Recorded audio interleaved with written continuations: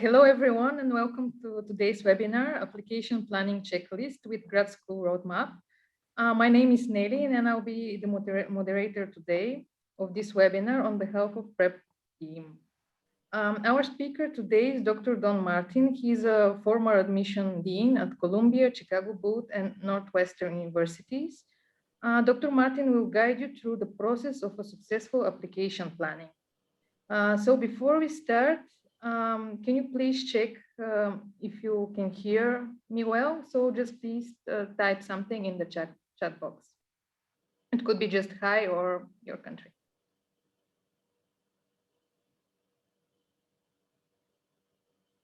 Okay, I think everything is working well. So please type your questions during the webinar in the Q&A box, and Dr. Martin will answer them at the end of the webinar. So now let's start. I give you the floor to you, Don. Nelly, thank you so much. And hello, everyone. It is a pleasure to see you today and to be with you for this webinar. Thank you for taking the time to join us. I hope that about 45 to 50 minutes from now, you will leave this time together feeling that you have learned something and take away something that will be helpful to you in your upcoming MBA or graduate school search. Now, I wanted to mention that as Nelly said, I love questions. I absolutely love questions. So I have deliberately left quite a bit of time at the end of the presentation so that you can ask me any questions that you want to. And there are no bad questions. There are no dumb questions. We're not telling anyone else. This is just going to be between us. So as I go through the information that I'm going to present now, please type your questions in the chat box. And then when we're finished with my presentation, Nelly will come back on and she's going to facilitate the question and answer section of the presentation. So please let me know what questions you have. Just a little bit about my background. As you can see here on the screen, I was an enrollment officer. I was Dean of Admissions and Student Services. I had the privilege of working at Columbia University at Chicago Booth School of Business. I was there for 11 years as Dean of Admissions and Financial Aid for the full-time MBA program. I also worked at Northwestern University, Wheaton College, and perhaps something else about my background that might be of interest to you is that I myself have earned 2 graduate degrees. I've sat where you're sitting twice, once for my master's degree and a second time for my PhD. So I've been there. I know how this can feel. Some folks are a bit nervous about it. It's a bit daunting, especially the financial side of things. And during the course of this year, I'm going to be doing some other webinars for Unimi Prep. And during those webinars, we're going to be talking about ways to finance your graduate education, because I know that's a very important issue for all of us. But this is just a little bit of background on or a little bit of background information on me. And now I want to tell you what we're going to cover today. First, I'm going to spend 30 to 45 seconds telling you a little bit about my organization, Grad School Roadmap, which I founded in 2008. That the next 3 items on the agenda are really the meat of the presentation. I'll be spending about 35 to 40 minutes between these 3 items. First, what is the biggest mistake that prospective MBA or grad students make? This happens every year. I include this in just about every webinar presentation that I ever give because I believe it's so critical. Then I'm going to talk a few tips about why it is so important to plan ahead as you are contemplating the graduate school experience. There's some definite benefits to planning ahead. And you know, the timing of this webinar, this timing right now, if you are thinking about applying for your graduate degree starting in the fall of 2022, that means you'll be submitting applications this fall. This time in April is ideal for you to be starting to do some of your planning. Maybe you've already been planning ahead. That's wonderful, but this is a perfect time to be talking about this. Then I want to share with you a couple of things to make sure you keep in mind. I call it the 12-month application checklist. Now, If you're applying in the fall, we're already less than 12 months from that time. But nonetheless, this will give you an idea of some of the things you should be doing early on as you get ready to prepare and submit your applications. Then I'm going to spend just a few minutes telling you about my book, about some coaching services I offer. We're going to let you know some upcoming webinars I'll be doing later in the year, and then it will be time for your questions. So don't forget to type those questions in the chat box, okay? All right, what is Grad School Roadmap? Well, we are a boutique admissions resource, obviously for prospective students. We also work directly with applicants.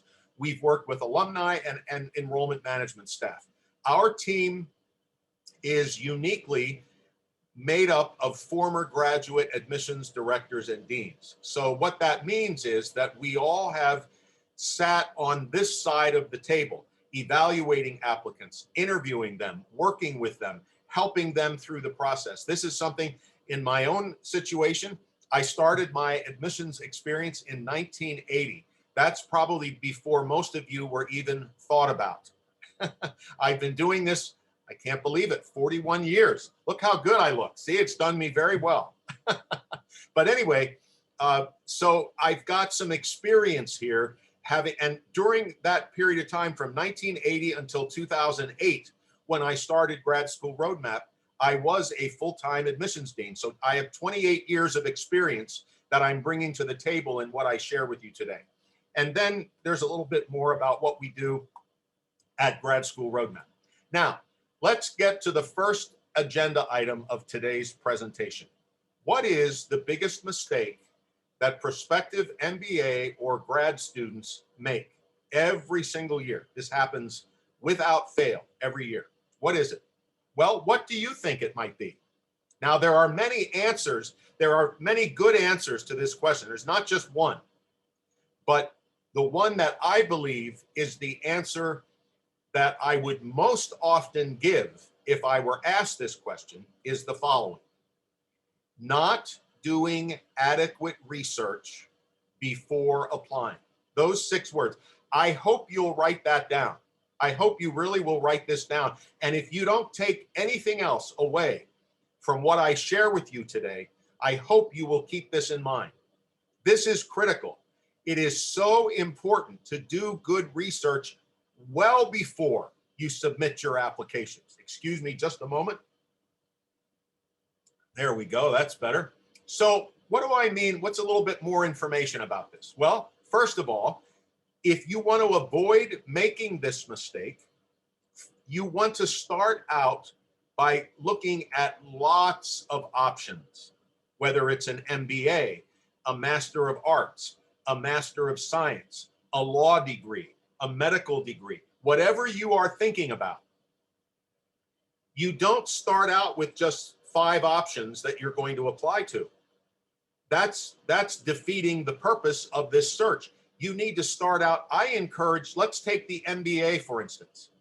If you're thinking about an MBA starting in the fall of 2022, in my opinion, you ought to be looking at least 15 to 20 options, at least. You're not going to apply to all of these by any means. You'll narrow that down to the 5 or 6 or 7 that you will ultimately apply to. But to start, you need to have a much larger group of options to look at and to consider. To help you with this, I suggest you create a spreadsheet, a simple Excel spreadsheet. And on the left side of that spreadsheet, or across the top, whichever you prefer, list the options you're thinking about in alphabetical order when you first start. Don't do any rank ordering. Don't do any, okay, this is my first choice, before you've really checked them out. Be very careful. You need to start out with a clean slate with all of your options. Put them on a spreadsheet in alphabetical order. Now, what is most important to you about your graduate school experience? Here is just a small list of items, of components, of criteria that many prospective students do consider when they are thinking about where it is they're going to ultimately want to study and earn their master's degree. Look at all of these. It is very important. Now, on your spreadsheet, let's say you list your institutions across the top. On the left-hand column, you should list, okay, what is most important to me? Let's take a look at the first item here on the left-hand side of the screen. Geographic location, cost of living perspective. Is that one of the most important things to you? Then put that on your spreadsheet. What about, let's go down to the top, or let's go to the top of the second column. Academic strength in the area that you believe you will pursue. Is that important to you? Next column, top of the third column, interview required. And how easy is it to schedule? The fourth column, tuition. What of these, and this is just a sample. In my book, I list quite a few areas that you will want to compare.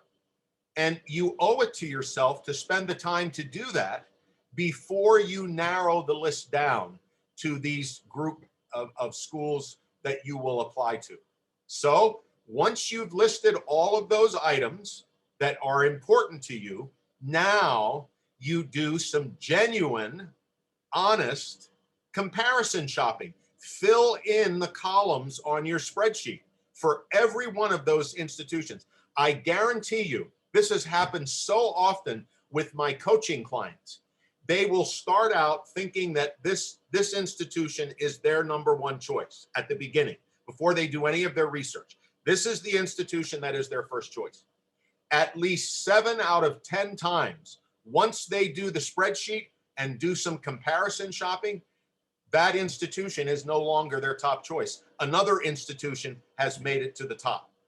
So you will help yourself tremendously. Let me just go back a minute to this other, look at this. Please take some time to spread the net wide. Get at least 15 or 20 options on this spreadsheet. And then what is most, if all of these are important to you, put them all on the spreadsheet. This is going to take some time, but I guarantee you it will be time well spent, and you will absolutely end up making a far better choice of where you're going to apply. My last tip here, perception about where you want to apply and the institutions that are most important to you is where you end up after you do your research, not before you start out, not before you started. You don't rank order a list when you haven't really, and I want to say something, I want to be very careful here. But there are 2 areas or 2 criteria that applicants often rely on to help them decide where they're going to apply. Rankings is the first one. The second is word of mouth. Now, are those bad? No, but they certainly should not be your first way of determining where you're going to apply.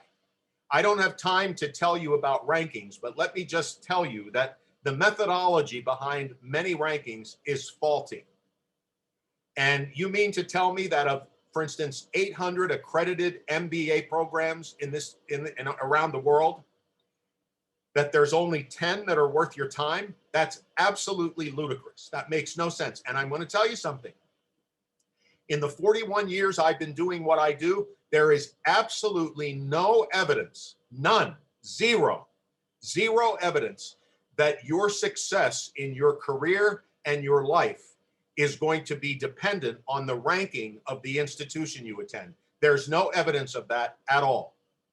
So please take the time to do your research. It will absolutely open doors.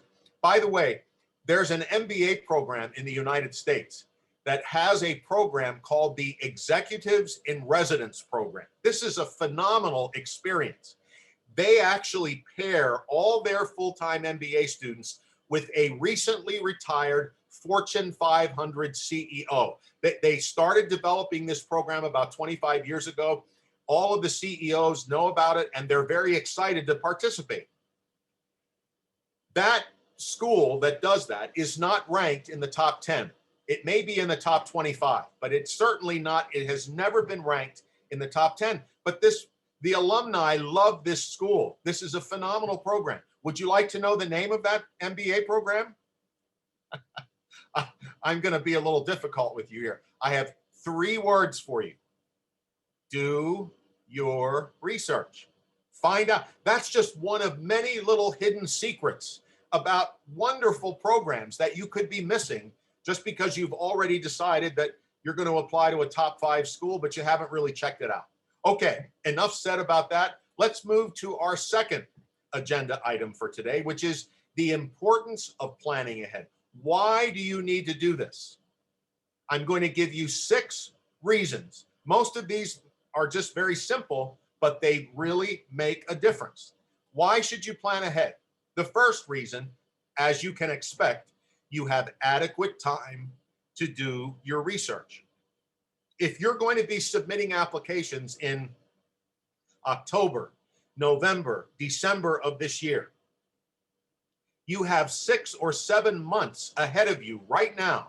You have plenty of time to do some good research. So that's one benefit of planning ahead. Another benefit, you can organize various application priorities. There are many components to the application, and you want to be sure that you understand, okay, I've got to get transcripts ready. I've got to make sure I have recommenders lined up. I'm going to be working on perhaps some test preparation. I've got money that I'm going to need to come up with if I'm studying for a test, or application fees or whatever. There's a lot of things that go into this. And again, if you start planning now, you can keep all of those in mind. You might even end up creating a flow chart for yourself of, okay, in this month, I'm going to do this, which is what I'll be sharing with you in just a little bit when we do the 12-month checklist. Okay, a third very important reason for planning ahead is if you are going to be required to submit the scores for the GMAT or the GRE, or let's say, I probably should have put TOEFL or IELTS up here. If you're an international student and you're going to be required to submit one of those, you have enough time to prepare and take these tests before you're trying to do that and complete your applications at the same time. That really hurts applicants if you wait and try to do all of this at once. My advice, now there are other ways to do this, but my advice to prospective students is get your standardized tests out of the way at the latest in June or July. Then if you're pleased with your score, you're done. If you're not, you still have plenty of time to retake it, but you're not waiting to take it for the first time until September, October, November, when you've got a deadline right around the corner. So this gives you planning ahead will let you put that in your flow chart and say, okay, in April, May, and June, I'm going to study for whatever tests I have, and I'm going to take them in June or July. Another important reason for planning ahead, you can focus then on your essays, your recommendation letters. Essays are, I'm going to do a whole webinar later this year that will be focused on essays. At least the other part will be interviews, but I'm going to spend very, very specific time talking about, these are critical. There used to be a process where many graduate schools would conduct an interview as part of the application process. Anyone who wanted to interview could do so. That is no longer the case. Many admissions offices are not interviewing unless they do it by invitation after applications have been submitted. So in many cases now, it is your essays more than anything that are really going to help you stand out for better or worse. So planning ahead, by the time you get to a month out, let's say, that you should have everything else done so that you can focus on your essays and spend the time you need getting them ready, because they're, in my opinion, they are up there as one of the most very important parts of your application. A fifth reason for planning ahead. Obviously, if you do it this way, you're going to feel less stress. You will not be rushed. You're not going to be, most of you, and in my experience, most of my coaching clients, most of my applicants are working full-time jobs. Some of them are working 2 jobs. Some of them have started a business. They are very busy. They have family lives. There's so much else going on. And if you plan ahead appropriately, you space things out a little bit so that you don't feel so overwhelmed. You don't feel exhausted. You don't have to stay up till 3 o'clock in the morning to try to meet a deadline. You have time to do this. And obviously, in my opinion, the best reason of all for planning ahead, I saved to last. Number 6, far fewer mistakes. Applicants every year, unintentionally, of course, they're not doing this deliberately, but because they've rushed, because they didn't plan, they're kind of trying to pull everything together at the last minute. Invariably, you're going to make mistakes when that happens. The admissions committee doesn't know that you were rushing, that you were trying to get everything done.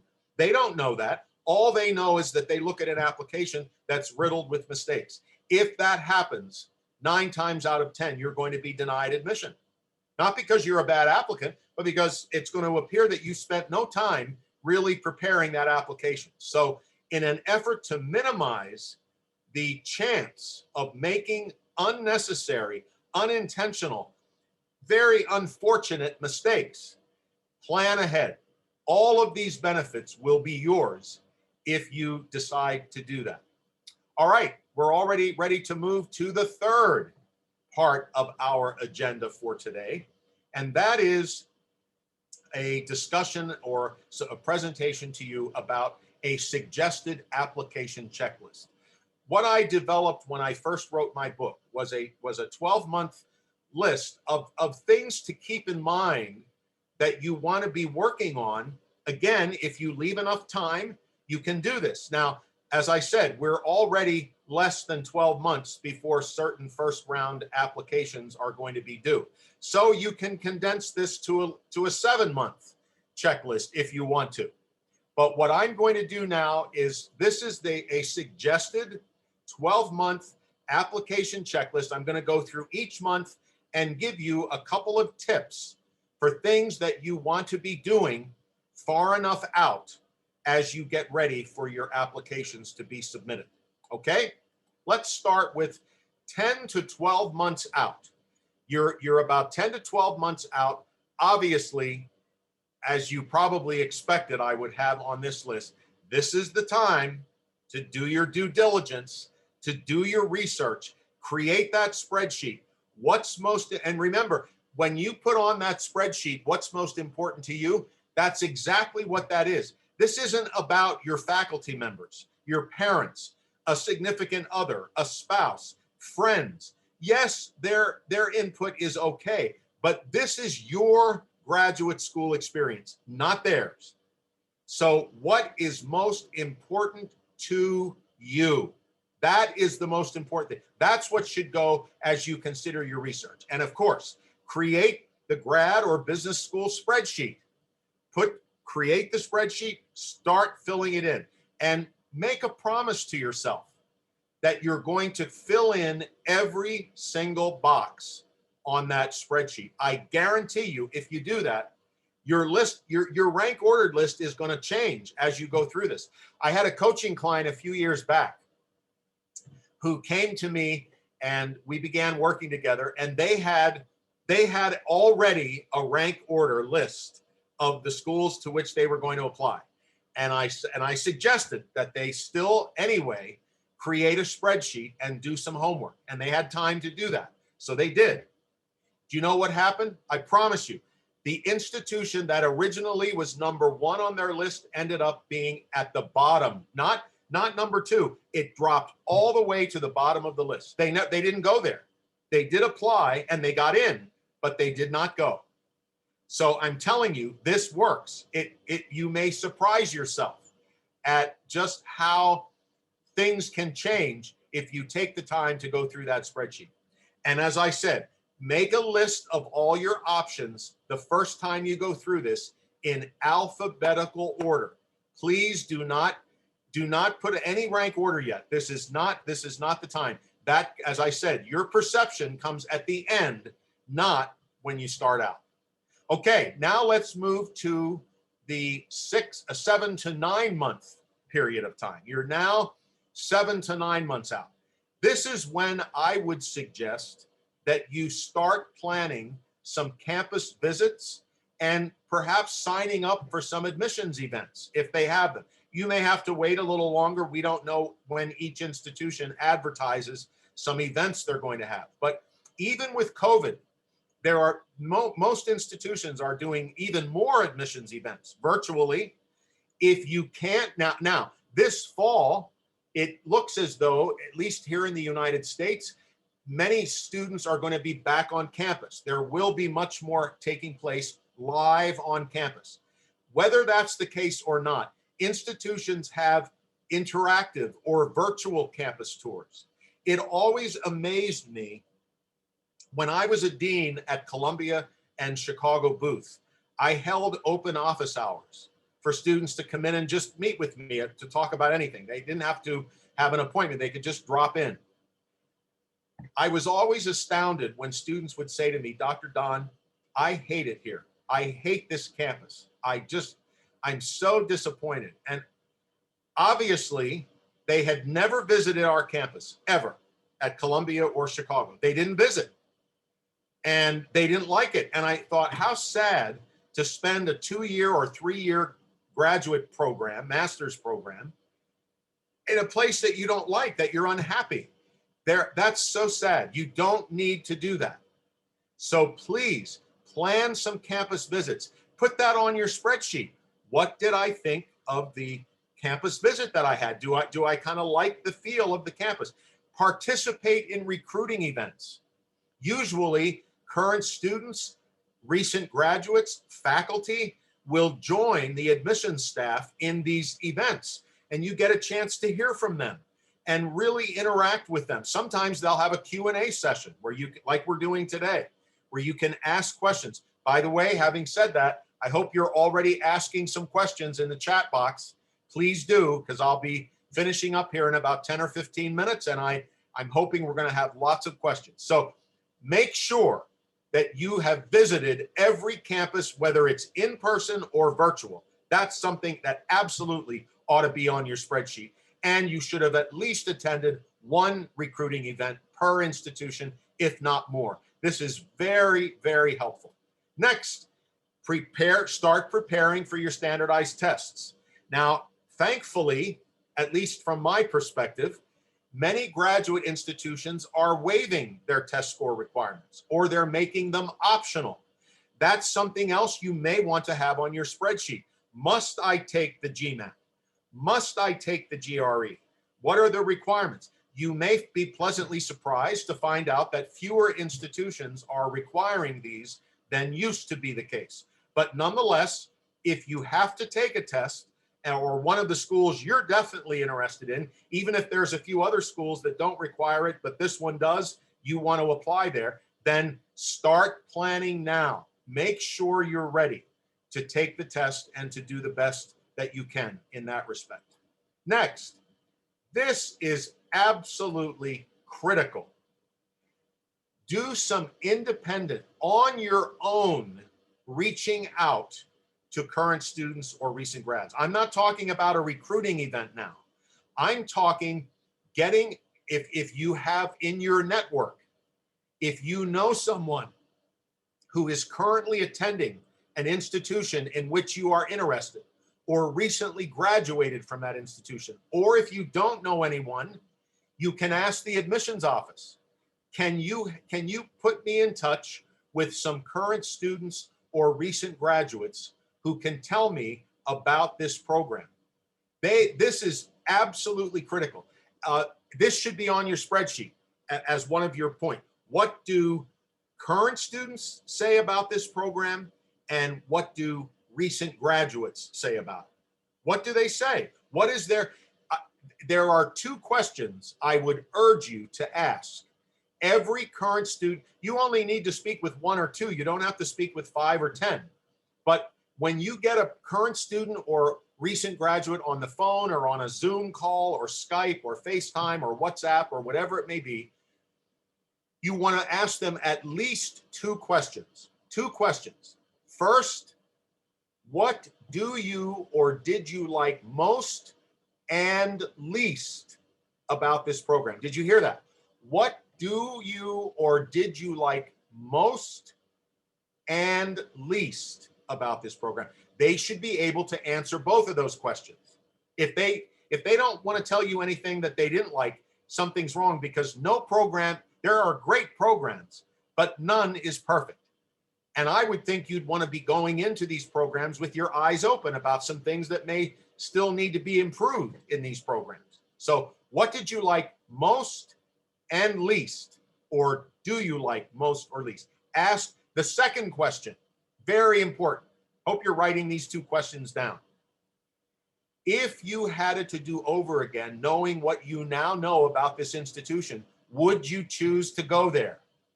If you knew now, or if you knew then what you now know about this program, would you still decide to go? Those are critically important questions. They've made a difference for some of my applicants. That's what has caused them to increase or decrease the ranking of a particular program based on what current students and recent graduates said about it. I would think this would be very critical for you, that you would want to know this information. Okay, so far in this webinar, I've asked you to write down 3 things. Ready? What's the biggest mistake you can make as a prospective MBA or grad student? Remember that, what that was? Not doing adequate research before applying, okay? Second, 2 things. What are the 2 questions you want to ask current students or recent graduates when you contact them? First, what did you like most and least about the program? Or do you like most and least about it? And secondly, if you knew then what you know now about the program, would you still attend? I hope you've written those down. Okay, 4 to 6 months out. If there are any webinars that are offered by some of the institutions you're thinking about, or other organizations that work with prospective students, maybe there's an organization that offers a free webinar on how to write good graduate school essays, or what about interviews, or 10 points you should definitely consider when completing your application, whatever it is. If you have access to some admissions webinars, it doesn't, now you don't have to listen to 20, but maybe 1 or 2 on a topic that's of interest to you. Maybe there's a webinar on what applicants often ask about law school, or the top 10 questions medical school students always, applicants always ask. This would be something to check out. And Udemy Prep, by the way, is a phenomenal resource for you in this regard. They offer webinars almost every week. It's just, if you look on their website, obviously now that you've been joined us for this webinar, you're going to learn about more of them. This is I mean this, in my experience across the years of doing what I do, the Udemy Prep, the Advent group is just Access MBA. They're phenomenal. Excuse me. So make sure that you take advantage of what is offered out there in a webinar that would be of interest to you. There are so many, and you can start with Udemy Prep, or you can take a look at what I'm offering too, because I partner with Udemy Prep. Okay, now the next thing you want to do is about 4 to 6 months out. You don't want to wait until 3 weeks before the deadline. You want to check ahead of time with your recommenders. You want to make sure you know what the recommenders are that are required. Some institutions are very specific about this. You must have 2 faculty members, or you must have your supervisor. You must have a person you did consulting with, or whatever it may be.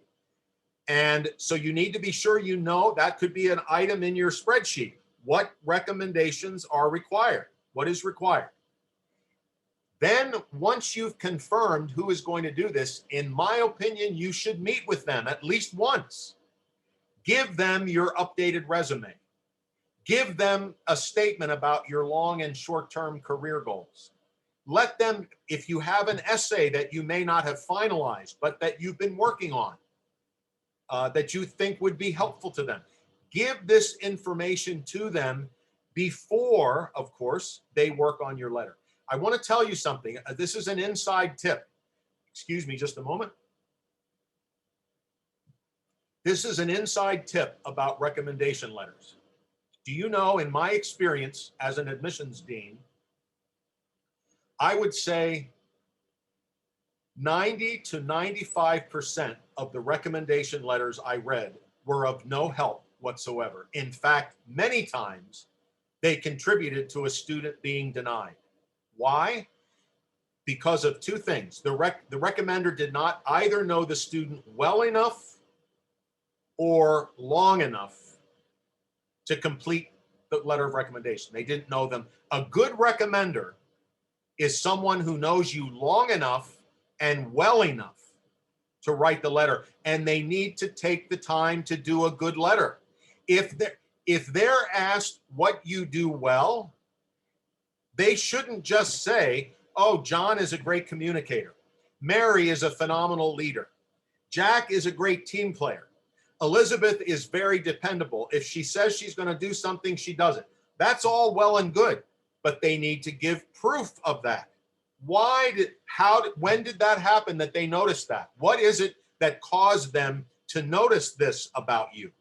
They need to give examples of what they're saying. Otherwise, it looks like they just pulled something out of a hat. But another suggestion about recommendations.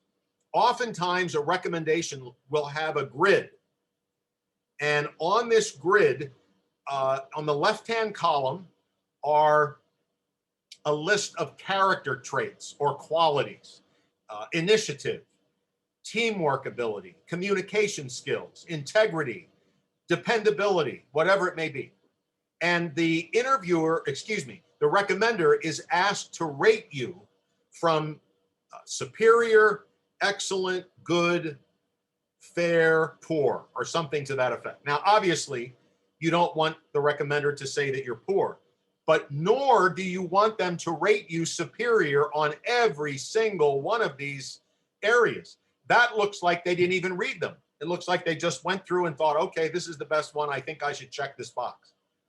Make sure they give an authentic recommendation for you. And if they're asked what is an area you can improve on, they better well be able to say one. Why? Because we all have areas to improve. The fact that you need to improve on something doesn't make you an unqualified candidate. In fact, it increases your credibility. If the interviewer says, oh, I have no criticism of Don Martin, he's wonderful, that immediately lowers their credibility and yours. So these recommendations are critical. That's why you want to be working on them at least 4 to 6 months out. Then finalize your resume. Make sure you have that ready to go. One of the components you're going to upload into your online application is your recommender. If you've got your resume, if you've got your resume finalized, you've got your transcripts going, you've got your recommenders done, you can go ahead and start uploading them in your applications once you create your account. And you can check those off. I've got my transcripts done, got my recommenders done, got my resume done. Now all I have to worry about is filling in all that demographic information and my essays. The more you can get done earlier on, the more time you have left to work on your essays toward the end. Speaking of which, let's finish up now. 1 to 3 months out, open up your application accounts. Upload what you can as soon as you can. Get, like I said, transcript, resume, letter of recommendation, get it done. Fill out the busy work, your name, address, social security number, all of that. Get it done. Open up and start filling them in. Here we go. I got ahead of myself. That is the second point here. And lastly, and finally, once you've done all that other information, then you are ready to go and spend time focusing on what I consider to be one of the most important components of your application, which is your essays. And by the way, let's say your academic record is not quite as competitive as some other applicants. Maybe you had a little bit of a lower GPA. Many applicants have that, and many of them are admitted. And there are many applicants with outstanding GPAs who are denied. One of the differentiators there is essays. So don't lose hope and think, oh my gosh, they're just not even going to look at me. That's not necessarily the case. Essays, and if you have excellent recommendation letters, there's only about 5% of applicants who do. That's going to move you up. That's going to make you more competitive with the admissions committee. So again, the importance of planning ahead, the importance of following a checklist, something like this, is so that you can end up focusing on the most important part of your application, which really, in my opinion, will be your essays. Okay, there you have it. The suggested 12-month checklist for applicants. Now I want to spend about 5 minutes talking about some other things. Please, please, please, I hope you have questions. I love questions. We're going to have at least 15 minutes. I hope I have a lot of questions, so please put them in the chat box. My book. I wrote a book in 2008 called Roadmap for Graduate Study. It did well enough that it sold out. So I published the second edition in 2018, just 3 years ago, the updated, new and improved version, if you will. This is the only comprehensive book on the grad school research and application process that is out there. If you go on to my website, gradschoolroadmap.com, you'll see that information here in a moment. You go to the book section and you click on ordering the book. If you use the special promo code there, GSRM, you will receive a half-price discount on the book. So hope you'll take a look at it. Then let me take a few moments to tell you about my coaching services. I've been coaching for the past 13 years. Just over about 500 students have worked with me during that time. 97% of them have been accepted to 40 business schools. I should have put over 100 institutions total. At least over 100 master's programs, doctoral programs, medical school, law schools, and 40 business schools. This does not cost thousands of dollars. My goal is, this is not all about the money. It's to help my clients. And I do offer a free 30-minute consultation if that is of interest to you. So if you go on the website, you can fill out the form that requests that consultation. We'll set up a time. No obligation. No, you won't get on a mailing list. I won't bombard you with emails, but I would be more than willing to work with you. And it's been a very successful enterprise working with my coaching clients. Okay, now I mentioned earlier in the presentation, there's going to be a few more webinars coming up this year that I'm going to be hosting for Unimi Prep. The first one is, the next one I should say, is going to take place in about 2 months on June 14th. This is the MBA Master's application process do's and don'ts. We're now going to get into the nitty-gritty of really what you should be thinking about related to your actual applications. Then we're going to follow that up in August, 2 months later, with 7 ways to be positively and negatively noticed, or 7 ways to be noticed as an applicant for better or worse. These are very relevant, critical, helpful tips on how you can be noticed. Hopefully, you're going to want to focus, of course, on being noticed in a positive way, not in a negative way. And the more competitive the program, the more those negative things weigh in. And you could end up hurting yourself without even knowing you're doing so. So that August webinar will be devoted to those areas. And lastly, on September 18th, we're going to discuss the specifics of essays and interviews. Many of you, after you apply, will be invited to interview with the admissions committee.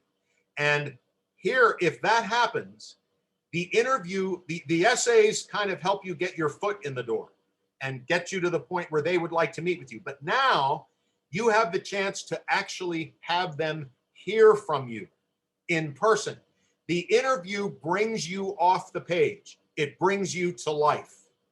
And many applications are made or broken with an interview if one is requested. And we're going to talk about ways to do your best, again, to put your best foot forward in an interview. Part of my coaching, by the way, includes mock interviews.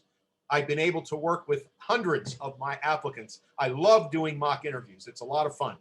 So just remember that we're going to talk about both the essay portion, excuse me, and the interview portion of the application. Okay, that concludes my comments, except to provide you with this contact information. My email address is there. My phone number is there. The contact form, if you would like to reach out to me that way, is on my website, gradschoolroadmap.com. I hope to hear from many of you. And I really thank you again, for joining me. This time went by, at least for me, very, very quickly. And I hope it's been helpful to you. Nellie, thank you so much for helping me out today, for being my partner here. And I will now turn it over to you to see if we have any questions. Thank you very much, John. It was amazing presentation and some really useful tips that you have shared with us. Thank you, everyone, for joining us today. I see quite a lot of questions in the Q&A section. So yeah, Good. Let's start. Okay, good. Okay, the first question is, hello, could you share with us what should we avoid in an MBA online interview? Because most of the interviews now are happening online. Could you mark some important points? Thank you. Absolutely. That's a great question. So you're going to have an online interview with an MBA admissions representative, and you're asking what you should avoid. Well, what you obviously want to avoid is doing something that's going to put you in a bad light. Now, here's a couple of things that I think you can do that will put you in a good light. Now, these may sound a little simplistic, but I'm telling you, they make a difference. The first thing you want to remember is when you're speaking with someone online, you are looking at them and they at you through a camera. So when you are talking with them, you need to look into the camera like I'm doing right now. If you can see, I'm not looking down like this. I'm looking in the camera, which should give you the idea that I'm talking directly to you. That's what we call good eye contact in an online interview. Please make sure you don't look that you're not talking with your interviewer like this or talking with them like this. You would be amazed at the number of folks that do this. And I feel like I want to keep going over to try to catch their eyes. So the first thing is look in when they're talking to you. Yes, then you can look down this way at them. But when you're talking with them, make sure that you look into the camera. Something else you want to be careful about is talking too fast. When many of us are nervous, when we are this is a human reaction. There's nothing wrong with you. It doesn't make you strange or weird. But when we are nervous, we tend to speed up and we start talking really fast. And when you do that, oftentimes you trip over your words and you start making more mistakes. In a mock interview, I often practice with my applicants and I tell them, I want you to slow it down just a notch. Now, obviously, you don't want to talk this slowly, right? But you want to talk slowly enough that you have a little time to think about what you're saying. Obviously, you should practice, whether you do it with a coach, with a friend of yours, with a mentor, you should practice interviewing. Get a list of questions. I have a list, the graduate school roadmap list of most often MBA, master's, doctoral, medical school, whatever. I have the list of most often asked interview questions. Be ready to talk about at least those. Now, there could be one you're not expecting, but most of them should not be a surprise to you. So you should practice your responses. But here's another tip. Please don't memorize answers or have some kind of a sheet over here to your left or your right where you're going to read your answers. Oh, no, no, no, no, no. You want to have an idea of what you're going to say. But if you sound overly rehearsed, how would it sound to you if I started out today? Hello, I am Don Martin. Thank you for taking this time to join me. You would have tuned me out in 2 minutes. You'd have left the webinar. You would have thought, oh my word, he sounds like a robot. I know what I'm going to say when I speak with people, but I don't have a speech written out. I never do that. Do not write your answers or memorize them. Just have an idea of what you want to say. And believe me, if you practice, you will remember. My last tip, if you are asked a question that you're not sure how to answer or you weren't expecting, and you need a few seconds to think through what you want to say, tell the interviewer that. They will respect you for that. That doesn't hurt you. That helps your credibility go up. If they say, give me an example of what the something that you think you can answer, but you weren't expecting. All you say is, that's a great question. I just would like to take a few seconds to formulate my response, and then do that. It may seem like an eternity to you, but it really isn't.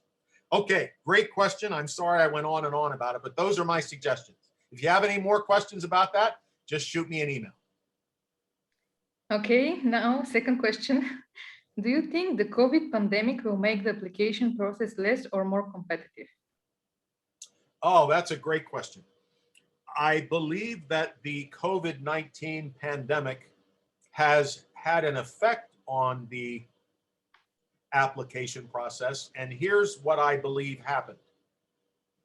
When COVID hit in early 2020, early last year, two things happened at graduate and business schools. One, many applicants decided they weren't going to apply for the fall of 2020. They were going to wait till the fall of 2021. So applications started going down. Then those students who'd already applied maybe early and got admitted, they decided they were going to defer their admission to the following year, till this year, till 2021. So last year, the application situation was really bad for many, many programs. It was really tough. This year, for the fall of 2021, not only were there fewer seats in the class because students from last year who got admitted were still holding some of those seats, but everybody was waiting till this fall, so applications went way up. So for this fall, for those who are starting their graduate education in the fall of 2021, this was a very competitive year. I believe for the fall of 2022, things are going to level out a little bit more. I don't believe we're going to see this huge application surge. I believe things will level off and be a little bit, I think applications will go down, not terribly, but they'll probably level off to where they were before the pandemic hit. Great question. Okay, thank you very much. The next question is it appropriate to explain my specific skills on the interview and why this MBA program is essential for my career and business plans? Oh, yes, great question.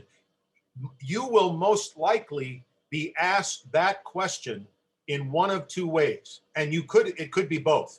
You're most likely going to be asked that as an essay question. They're going to say to you, why are you interested in our program and what do you hope to accomplish once you finish? That's one way you will be able to answer that question.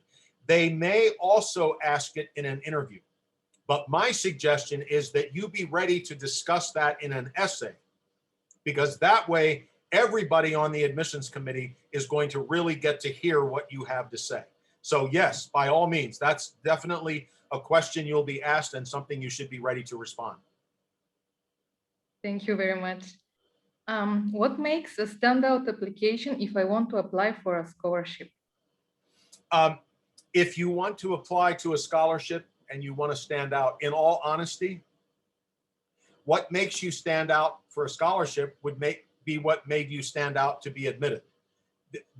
In other words, the admissions committee, they are not making scholarship decisions when they make admission decisions.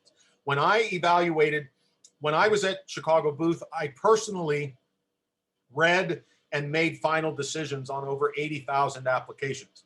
When I did that, I made the admission decision first. There was no consideration about finances at that point. Then, after we had admitted our students, we met as a committee and went through the individuals we'd admitted, had some ideas about how we wanted to award scholarship dollars, and selected those that would receive them. So your best way of ensuring a scholarship help is obviously to present. Now, no applicant is perfect. Don't get tripped up on the fact that you have to have a perfect application. Nobody does, but you can have an outstanding application. That's what you want to work toward, and that will help when it comes to awarding scholarships. Great. We have another question related to scholarship, and the Okay. question is, will an early application increases the chances of getting a scholarship? Thanks a lot. I'm sorry, Nelly, can you read that one more time, please? Will an early application increases the chances of getting a scholarship? In some cases, it probably will. If there are, let's say there are 3 application deadlines, there may even be information on the admissions website about this, but they may say scholarship consideration is given primarily to those who apply in the first 2 rounds. If that's what they say, then yes, there is an advantage to apply early. But I will also say this, be careful if you're not ready to apply. Let's say scholarships will be awarded to those who apply in both the first and the second round. And you're shooting to get your application in for the first round, but something comes up and you just don't believe it's quite ready. That's okay. Don't sacrifice the quality of your application for the speed with which you want to submit it. You can wait till the second round. But typically, if you get admitted in the final round, then sometimes there would be less scholarships available by that time. These are excellent questions. Okay, and we have one more question. All right. Yeah, is it worth it talking about my volunteering unpaid experience during the admission interview? Thanks. Yes, it is absolute. Now, I don't think you would voluntarily bring that up, but if you are asked, tell us some things that you enjoy doing outside of your work, or tell us about a meaningful experience that you've had in your life. Absolutely. Talking about now, make sure that you include your volunteer work on your resume. That is very, at the master's level, extracurricular or volunteer experience is very helpful. So please make sure that you highlight that. And it may be that you'll address this in an essay again. Some folks have a very, very life-altering or meaningful experience volunteering, and then they get an essay question. What is your most wonderful accomplishment, or what is something that really helped you learn something? I've had that this year with many of my clients who've been volunteering related to COVID, and what they've learned and what they've discovered through some of their volunteer work. It's been phenomenal. So absolutely feel free to address that, both in the written part of your application and in an interview if appropriate. Thank you very much for answering this question and for the wonderful presentation once again. And thank you everyone for joining. This is the end of our webinar, and I just want to wish you all luck in your academic journey. And hopefully we'll meet you again in our webinars. Thank you, Don. Thank you. Goodbye, everybody.